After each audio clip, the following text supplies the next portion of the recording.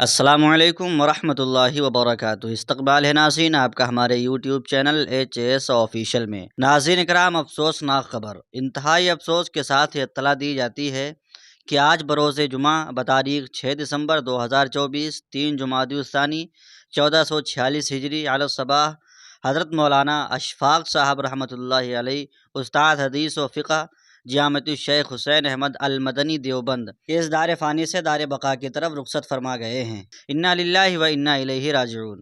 اس موقع پر اپنی طرف سے اور اپنے تمام احباب و اقربا کی طرف سے حضرت کے اہل خانہ اور ان کے تمام متعلمین و متوسلین کو تعزیت پیش کرتا ہوں اور دعا گو ہوں کہ اللہ تعالی حضرت رحمۃ اللہ علیہ کی مغفرت فرمائے، حسنات کو قبول فرمائے، خطاؤں کو معاف فرمائے اور پسماندگان کو صبر جمیل عطا فرمائے، آمین یا رب العالمین۔ آئیے ناظرین، اب بڑھتے ہیں دوسری خبر کی جانب۔ بھوپال کے اجتماع میں امیر تبلیغی جماعت جناب حضرت مولانا سعد صاحب کاندھلوی جمعیت علماء ہند کے اقدام کی تعریف کی۔ مکاتب کی اہمیت انسانی زندگی میں بے حد ہے، کیونکہ یہ افراد کی ذہنی، اخلاقی اور سماجی تربیت کا بنیادی ذریعہ ہے۔ اسی کے پیش نظر جمعیت علماء ہند مکاتب کے قیام اور ان کو منظم کرنے کے لیے خصوصی توجہ مبذول کیے ہوئے ہے۔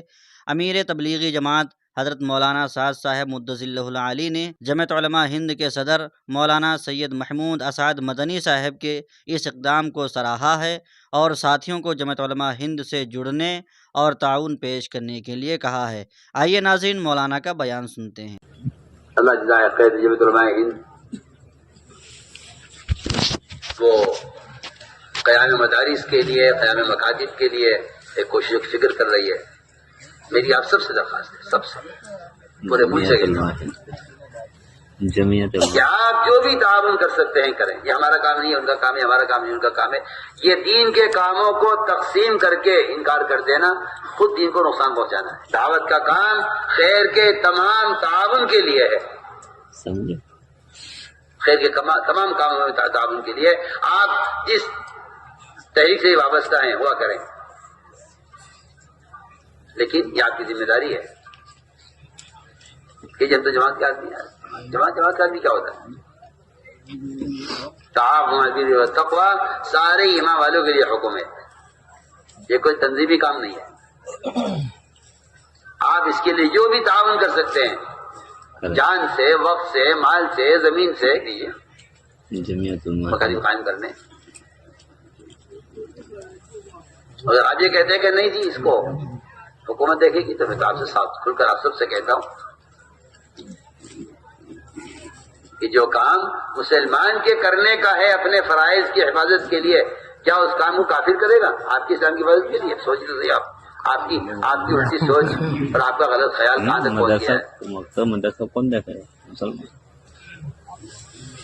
آپ کا کوئی تقاضا اپنا آ جائے، شادی کا، مکان کا، کسی ضرورت کا، تو آپ اس کے لیے ساری کوششیں کر ڈالتے ہیں، اپنی ساری صلاحیت لگا دیتے ہیں، اس کے لیے آپ کمانے کی کوشش کرتے ہیں۔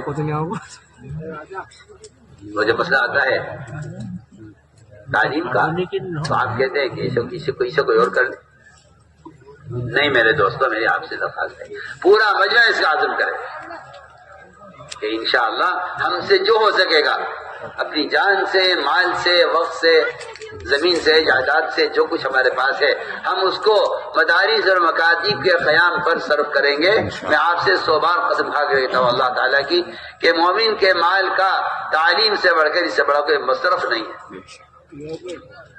اس لیے کہ امت کی ارتداد کا اور امت کی بے دینی کا جو بنیادی سبب وہ جہل اور دین سے ناواقفیت ہے۔ یا تو آپ مسلمان کو دین سکھلائیں، ورنہ کافر مسلمان کو کفر سکھلائے گا۔ میں تو آپ سے کھل کر کہہ رہا ہوں، اس لیے کسی کام سے کہ تعاون سے ہاتھ روک لینا یہ کہہ کر یہ ہماری تحریک نہیں ہے، آپ کی تحریک ہے، کوئی تحریک نہیں ہے۔